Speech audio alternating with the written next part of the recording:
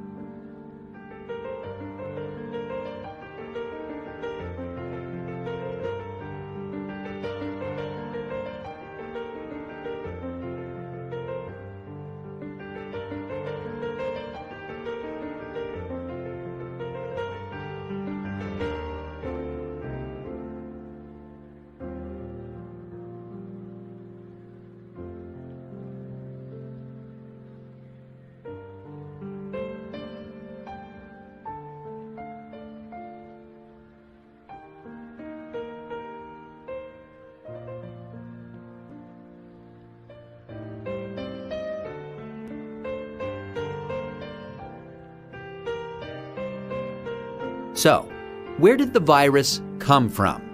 It's known that coronaviruses circulate in a range of animals. Sometimes these viruses can make the jump from animals to humans. This is called a spillover and could be due to a range of factors such as mutations in the virus or increased contact between humans and animals. For example, MERS-CoV is known to be transmitted from camels and SARS-CoV from civet cats. The animal reservoir of the 2019 novel coronavirus is not known yet. How is it transmitted? The exact dynamics of how the virus is transmitted is yet to be determined. In general, respiratory viruses are usually transmitted through droplets created when an infected person coughs or sneezes, or through something that has been contaminated with the virus. How do we prevent transmission of the virus? However, there are a number of standard hygiene practices that have been recommended to protect against infection and further spread. These include covering your mouth and nose when coughing or sneezing with a medical mask, tissue, or flexed elbow, avoiding close contact with those who are unwell, the appropriate use of masks and personal protective equipment, especially in a healthcare setting, washing hands regularly with soap and water or alcohol-based hand rub.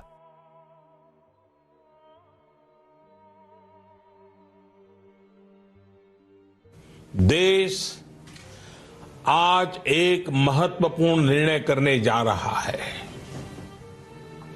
आज रात 12 बजे से पूरे देश में, ध्यान से सुनिए, पूरे देश में आज रात 12 बजे से संपूर्ण देश में संपूर्ण लॉकडाउन होने जा रहा है। हिंदुस्तान को बचाने के लिए, हिंदुस्तान के हर नागरिक को बचाने के लिए, आपको बचाने के लिए, आपके परिवार को बचाने के लिए आज रात 12 बजे से घरों से बाहर निकलने पर पूरी तरह पाबंदी लगाई जा रही है। So even because folks look, people who want sort of county by county or say, you know, oh, let's get back online faster, say, well, look, in some states there's less than 200 cases. In many states there's less than 200 cases right now. You're saying even in those states, the same kind of shutdown needs to occur? Well, let's say you have 100 cases, and let's say you don't do a shutdown, then it grows 33% per day. So you take 100, you get 1,000, you get 10,000. It's exponential growth. Spain's army has been deployed to deep clean hospitals and nursing homes as the COVID-19 death toll surges to almost 5,000. A state of emergency has been extended until the middle of April. In a country in lockdown, the dead are buried without relatives to mourn them. In this cemetery in Barcelona, just a solitary priest is present to pay last respects. A fate awaiting hundreds as the death toll continues to climb across Spain. In the capital of the country, hospitals are reaching full capacity. Here the halls and waiting rooms are packed, standing room only, as they wait for someone to treat them. In another Madrid hospital, patients lie on the floor because there are no beds left. Jose Cabanas, whose mother is still in hospital in Barcelona, says staff there told him the pressure is relentless. This morning, a reversal of fortune. China tightening its borders, banning foreigners and cutting flights to prevent possible cases of COVID-19 from entering the country. The number of new daily cases here dwindling, while worldwide numbers are soaring. These are tragic numbers, but let's also remember that around the world, more than 100,000 people have recovered. 2 months into the pandemic in Asia, no country is yet declaring victory. There is progress, though. South Korea marking its first day with more recoveries than confirmed cases. These measures may provide a glimpse of what lies ahead as the virus sweeps much of Europe. Among those infected, British Prime Minister Boris Johnson. I've taken the test. That has come out positive. He met with the Queen earlier this month. At 93, she's said to be in good health, while Prince Charles, who is infected, remains in isolation.